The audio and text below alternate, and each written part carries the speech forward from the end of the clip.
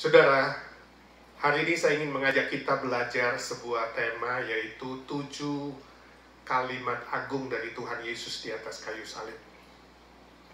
Walaupun tubuh Yesus disiksa dengan amat sangat menderita, jiwanya tetap stabil dan ada kekuatan sorgawi. Dia sadar dan dapat mengontrol dirinya. Dia tidak frustrasi atau depresi atau sakit jiwa. Dia sadar dan rela menderita demi menggantikan hukuman dosa kita. Tuhan Yesus menderita tanpa mengeluh, tanpa marah-marah, tanpa caci maki, tanpa mencerca, dan tanpa halusinasi. Dia tidak ada benci atau dendam. Dia tidak keluarkan kata-kata yang tidak dimengerti, atau kata-kata yang tidak berarti, atau kata-kata murahan. Tapi dia mengucapkan 7 kalimat agung yang tidak pernah diucapkan oleh siapapun di muka bumi ini. Lebih dari ajaran para filsuf manapun, lebih dari budayawan siapapun, lebih dari tokoh agama siapapun di dunia ini. Kalimat-kalimat ini tidak pernah diucapkan oleh siapapun. Keluar dari mulut Tuhan Yesus, membuktikan dia adalah Allah yang sungguh menjelma menjadi manusia, mati, menderita buat seluruh umat manusia, dan kelak dia akan bangkit kembali. Mari di Sabtu sunyi ini, Sabtu sepi ini, saya mengajak kita merenungkan bersama ke-7 kalimat agung itu. Kalimat pertama terambil dari Lukas 23 ayat 34. Tuhan Yesus berkata, "Ya Bapa, ampunilah mereka, sebab mereka tidak tahu apa yang mereka perbuat." Kalimat yang sangat agung, bukan? Kalimat yang keluar dari kasih yang begitu dalam, mengampuni siapapun, termasuk musuh-musuhnya. Kalimat ini mengajar kita untuk belajar mengasihi dan mengampuni orang lain. Orang-orang yang kadang-kadang irasional, yang munafik, yang keras kepala, dan yang bersifat aneh atau yang tidak pantas untuk dikasihi, tetap kita dipanggil untuk mengasihi dan mengampuni. Itu yang pertama. Yang kedua, diambil dari Yohanes 19 ayat 26 sampai 27. Tuhan Yesus berkata kepada Maria, "Ibu, inilah anakmu." Kemudian dia berkata kepada Rasul Yohanes, "Inilah ibumu." Kalimat ini mengajarkan kita untuk belajar memperhatikan keluarga. Anggota keluarga yang sudah diberikan Tuhan, dititipkan Tuhan kepada kita di dunia ini. Dan Yesus menyerahkannya secara tanggung jawab penuh.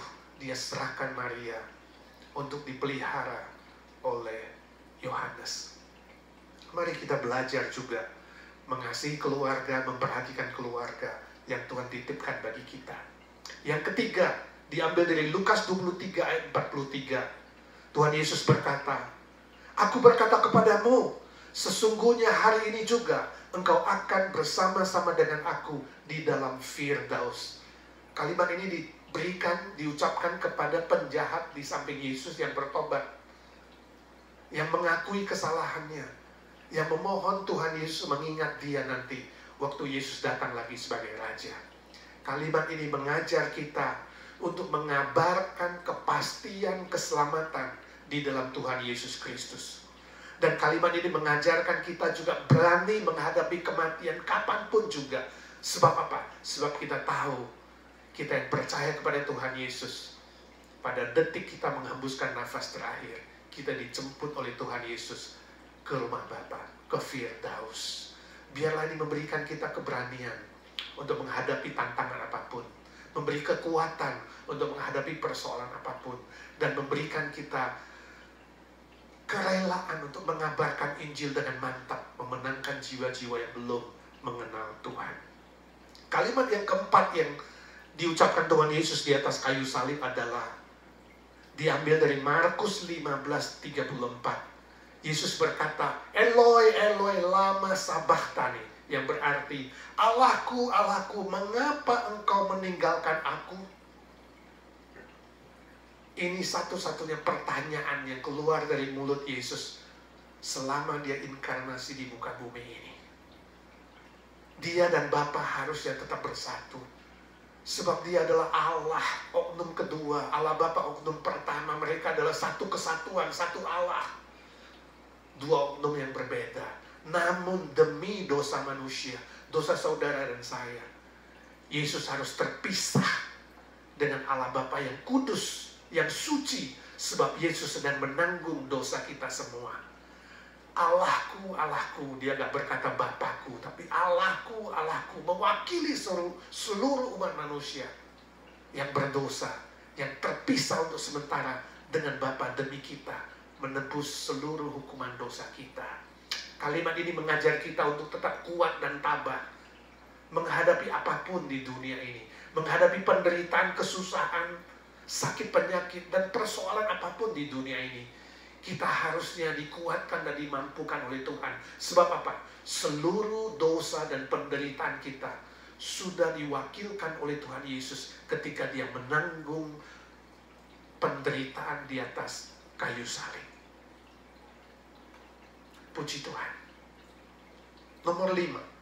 Diambil dari Yohanes 19 ayat 28. Tuhan Yesus berkata, "Aku haus." Teriakan "aku haus" ini bukan saja haus secara jasmani, memang dia haus, tapi dia menolak anggur asam itu. Tapi lebih arti di sini aku haus adalah haus secara jiwa, secara rohani. Yesus haus dan rindu melihat jiwa-jiwa yang masih berkeras hati untuk boleh bertobat dan menerima dia sebagai Mesias, Juru Selamat, kembali kepada Bapa. Kalimat ini mengajar kita supaya kita pun punya kehausan, kerinduan akan hal-hal yang bernilai kekal. Hal-hal yang rohani, hal-hal yang membawa berkat yang kekal. Ibadah, firman Tuhan, doa, pelayanan, pekabaran Injil, dan pekerjaan Tuhan yang bernilai kekal. Mari kita haus dan rindu terhadap hal-hal ini. Lebih daripada hal-hal jasmani, hal-hal duniawi. Tidak haus atau fokus kepada harta, kuasa, dan kenikmatan dunia. Tapi sungguh-sungguh haus kalau melihat jiwa-jiwa datang kepada Tuhan. Haus untuk melayani pekerjaan Tuhan yang bersifat kekal. Kalimat ke-6 diambil dari Yohanes 19 ayat 30. Tuhan Yesus berkata, "Sudah selesai." Artinya sudah lunas. Sudah selesai. Tuhan Yesus menggenapkan seluruh perjanjian lama bagi kita. Sudah lunas Tuhan Yesus membayar hutang dosa kita di atas kayu salib. Pengampunannya sempurna, penderitaannya sempurna, salib itu sempurna. Kalimat ini mengajar kita untuk menjadi hamba yang melayani dengan baik dan setia sesuai dengan karunia-karunia yang Tuhan berikan kepada kita sampai nafas kita yang terakhir, sehingga kita bisa berkata, "Aku sudah selesai menjalankan tugas dan tanggung jawab yang Tuhan berikan kepadaku." Kita siap sedia kapanpun dipanggil Tuhan untuk mempertanggungjawabkan semua titipan yang diberikan oleh Tuhan kepada kita. Sehingga sebelum nafas kita yang terakhir, kita dengan penuh kemenangan dalam anugerah Tuhan berkata, "Aku sudah menyelesaikan tugas yang kau berikan padaku Tuhan." Kalimat ke-7 yang terakhir, Tuhan Yesus berkata, "Ya Bapa, ke dalam tangan-Mu kuserahkan nyawaku." Dari Lukas 23 ayat 46.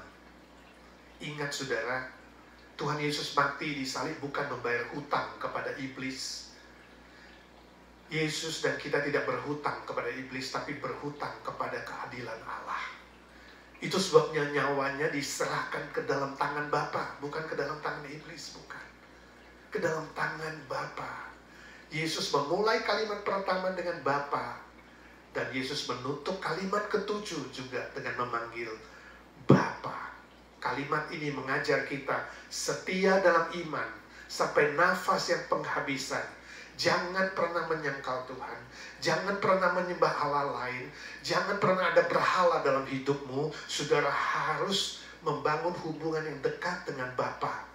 Dan akhir hidup saudara, kesaksian hidup saudara boleh menjadi berkat bagi banyak orang lain dan memuliakan Bapa di sorga.